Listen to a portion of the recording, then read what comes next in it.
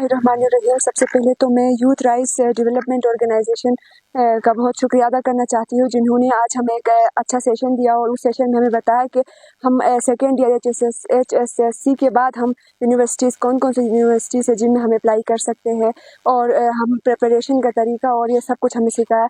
तो मैं youth rights development organisation की जो टीम है उनका बहुत ज़्यादा शुक्रिया अदा करना चाहती हूँ और उनसे मैं ये रिक्वेस्ट भी करती हूँ कि हमारे आने वाले जनरेशन को भी ये इंफॉर्मेशन देते रहे। तो थैंक यू सो मच।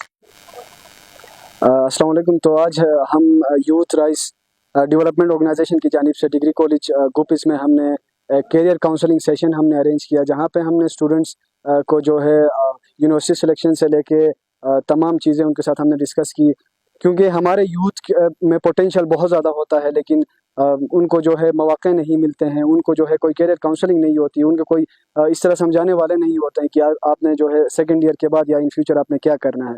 इस हिसाब से शायद गज़र में अपनी नौयत का ये सबसे पहला इवेंट था जहाँ पे हमने स्टूडेंट्स को अवेयर किया कि आपने सेकेंड ईयर के बाद करना क्या है।